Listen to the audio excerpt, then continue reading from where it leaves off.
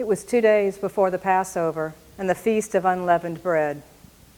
The religious leaders who collaborated with the Roman occupation were conspiring against Jesus. They had gathered in the palace of Caiaphas, the high priest. This man had received the high priesthood at the hand of Valerius Gratus, the former Roman governor, and now retained the office under Pontius Pilate. They all were planning to arrest and destroy Jesus quietly so as to avoid a popular revolt among the Jews. At this time, Jesus was lodging at Bethany in the house of Simon the leper. While he was there, a woman approached and anointed him from an alabaster jar of pure nard. When the disciples saw the act, they were outraged. "Why this waste?" they demanded. "Such costly ointment might have been sold for a large sum and given to the poor." Jesus responded, "Why do you bother the woman? The poor are with you always. Indeed, I tell you that wherever the gospel is preached throughout the world, what she has done will be told in her memory." Then one of the 12, named Judas, son of Simon the Iscariot, went to the chief priests and asked, "What will you give me if I deliver Jesus to you for the governor?" When they heard the offer, they were glad and promised Judas 30 pieces of silver. From that hour, he sought an opportunity to betray Jesus. At the beginning of the feast, when the Passover lamb was sacrificed, the disciples of Jesus approached him and asked, "Where do you wish us to prepare the Paschal meal?" Jesus took 2 of his disciples and instructed them, "Go into the city, and you will see there a man carrying a water jar. He will show you a suitable place." The 2 did as Jesus commanded. They entered the city, where they found the man with the water jar, who brought them to a large upper room. When evening had come, Jesus arrived with the 12. And while they were eating, he said, "I tell you truly, that one of you is going to betray me." The disciples were stunned with grief, and they began to protest one after the other. "Surely not I." Jesus replied, "The betrayer is one of you, dipping his hand in the dish with me. The Son of Man is fulfilling Scripture, but woe to the man through whom the Son of Man is betrayed." Then Judas slipped out into the night.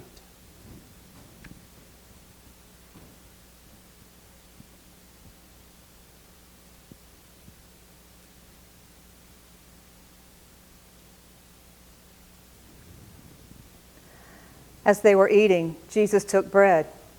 After reciting the blessing, he broke it and gave it to the disciples as he said, "Take, eat, this is my body." Then taking the cup with the traditional blessing, he gave it to his disciples as he said, "This is my blood of the covenant, which is being shed for many. I tell you in truth that I shall not drink again from the fruit of the vine until that day when I drink it fresh in the kingdom of God." Then, having sung a hymn, they left the city for the Mount of Olives. As they walked, Jesus said to his disciples, "You will all desert me this very night. So it is written in the prophet Zechariah, 'Strike the shepherd and the sheep will be scattered.'" Then Peter protested, "Though all desert, I will remain by you." Replied Jesus, "I tell you truly that in this very night, before the cock crows twice, you shall deny me 3 times. Still Peter maintained, "Even though I must die with you, I will never deny you." And so declared all the disciples.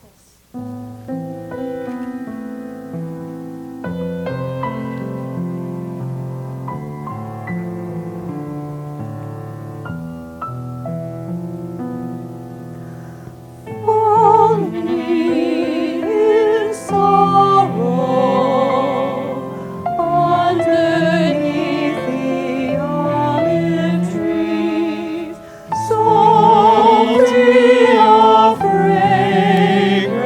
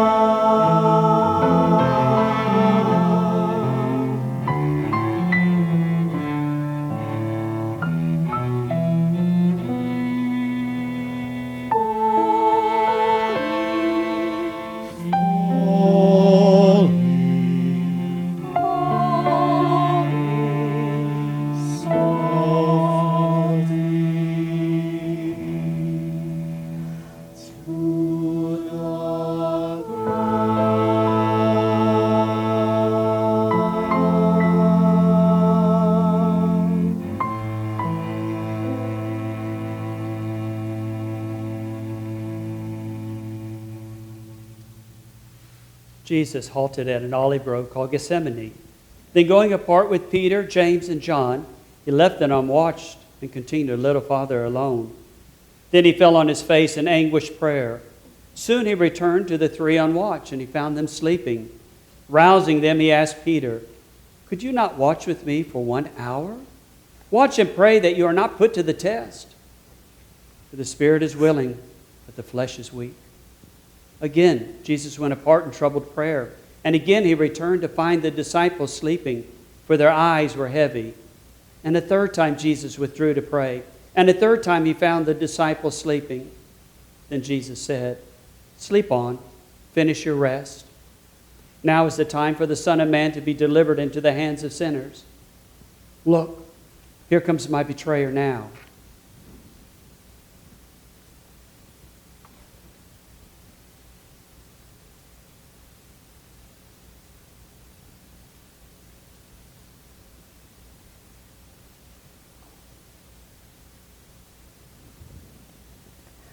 Jesus had not finished speaking before Judas, one of his own disciples, arrived with a group of Roman soldiers and other armed men from the temple.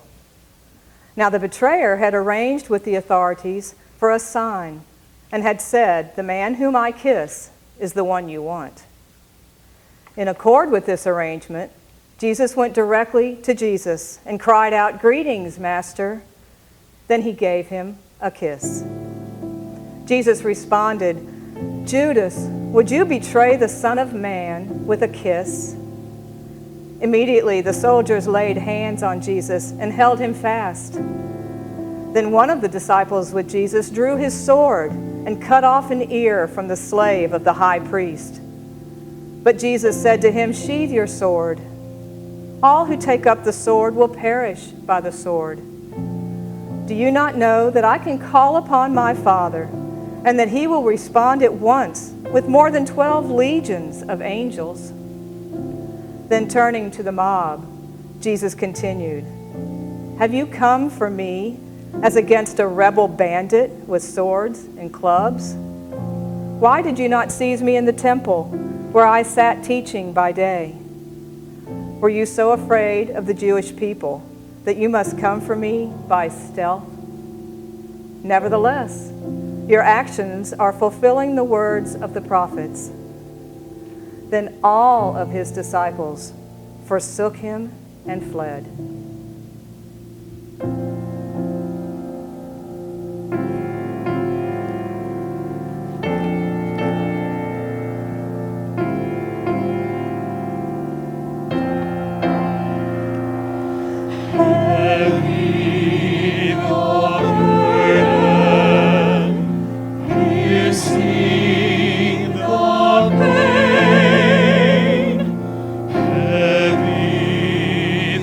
Silver in the pocket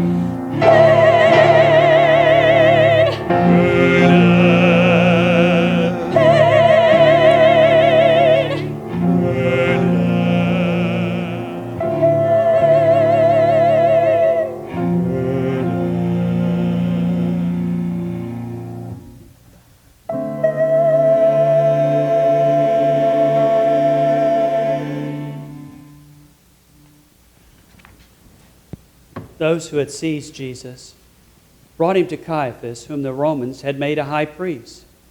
Peter followed at a distance as far as the courtyard. There he sat with the attendants and warmed himself by the fire.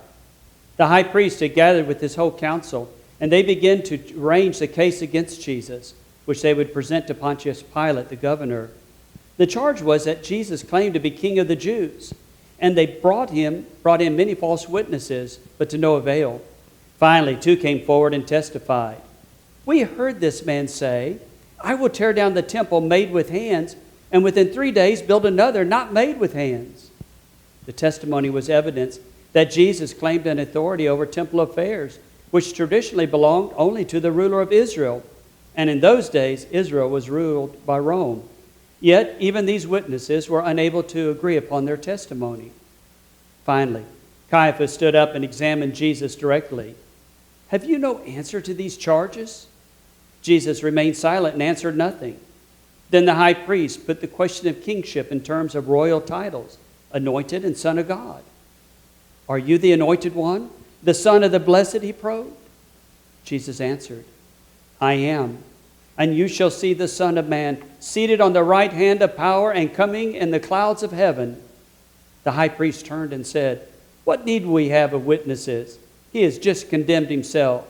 They all concurred that Jesus was indeed worthy of death. Then those holding Jesus began to spit on him. They covered his face and were striking him and taunted him and said, "O anointed one, prophesy who it is who's striking you."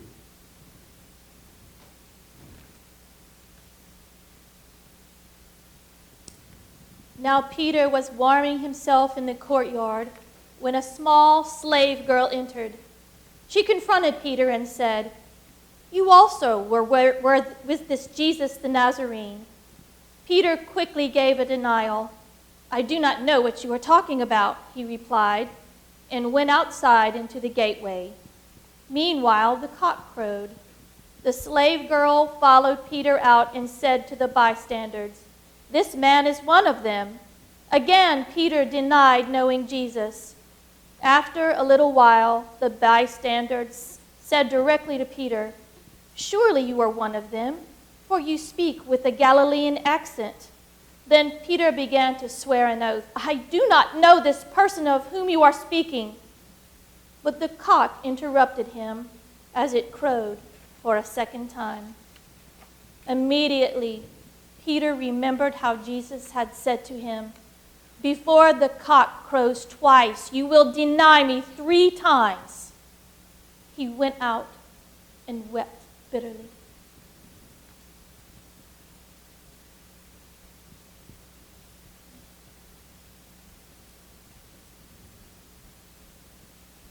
When morning arrived, all of the chief priests, along with the other Roman collaborators, bound Jesus and delivered him over to Pontius Pilate, the imperial Roman governor.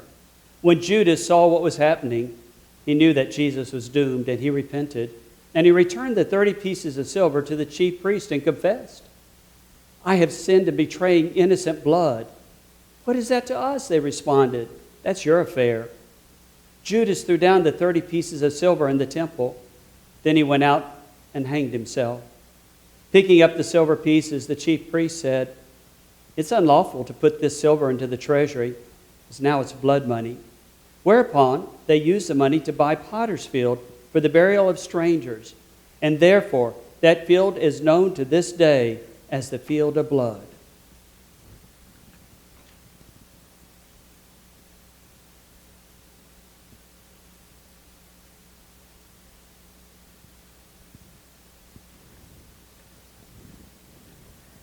Jesus stood before the Roman governor as the accusers made their charge.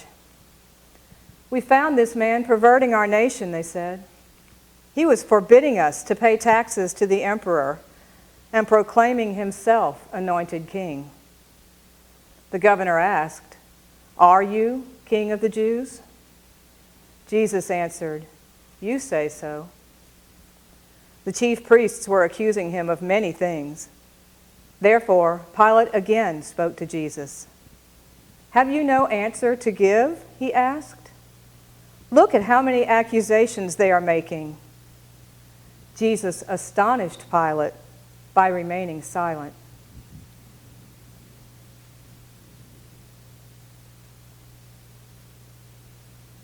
At that festival, the governor used to release a prisoner, and some were urging Pilate to do the same at this time. Now there was a notable rebel in prison for those who had committed murder during the insurrection. His name was Barabbas. Therefore the chief priests arranged a demonstration to demand Barabbas. Pilate asked them, "Who do you want me to release for you, Jesus Barabbas or Jesus the Anointed One?" The crowd shouted, "Crucify him!" Pilate continued, "Are you certain of his guilt?" The crowd took up the chant, "Crucify him! Crucify him!" Again, Pilate spoke, "Shall I crucify your king?" "We have no king but Caesar," cried the demonstrators. Then Pilate agreed to release Barabbas. But Jesus, the Anointed One, he handed over to the soldiers for scourging and the crucifixion.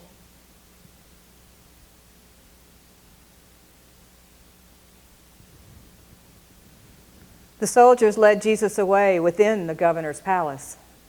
There they assembled the whole battalion. They clothed Jesus in royal purple.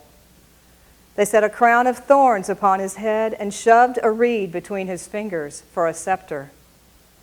They began to mock him by kneeling before him and proclaiming, "Hail, King of the Jews!" They also spat upon him and smote him on the head with a stick. Then after mocking him, they took away the purple, returned his own clothes, and brought him out to crucify him.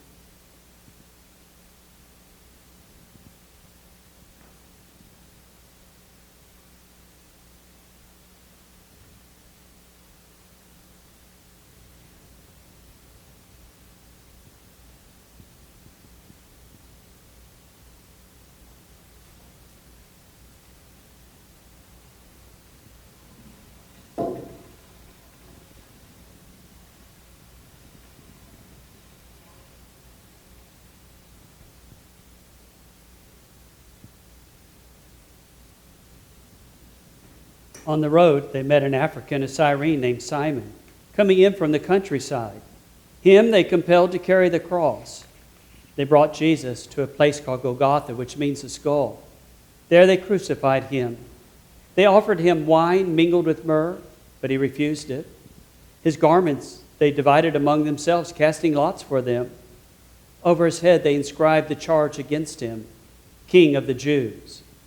Also, there were two insurrectionists crucified with him, one to his right and one to his left. Those who passed by were shaking their heads in derision, saying, "So, you would destroy the temple and rebuild it in 3 days? Save yourself. Come down now from the cross." Likewise, the priestly collaborators mocked him as they said to one another, "He saved others. Himself he cannot save. Let the Anointed One, the King of Israel, come down from that cross, that we might see and believe." Even the two crucified with him reviled him.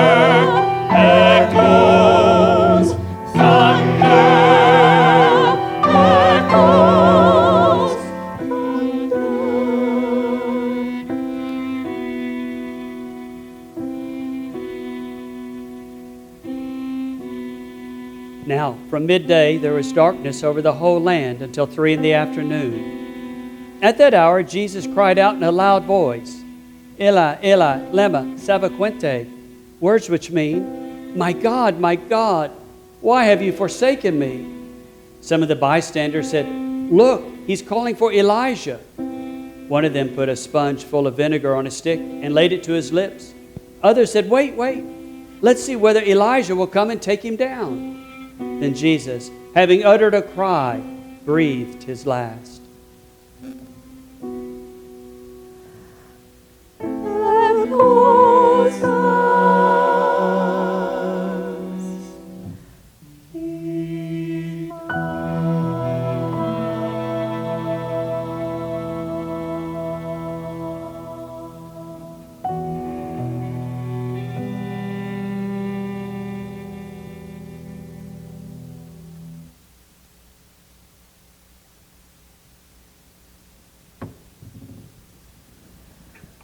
Suddenly the curtain of the temple was torn in two from the top to the bottom. The earth shook, and the rocks were split. Even the tombs of the dead were opened. Now when the centurion on watch and others who were with him saw all that was taking place, they were filled with awe and said, "This man truly was God's royal son."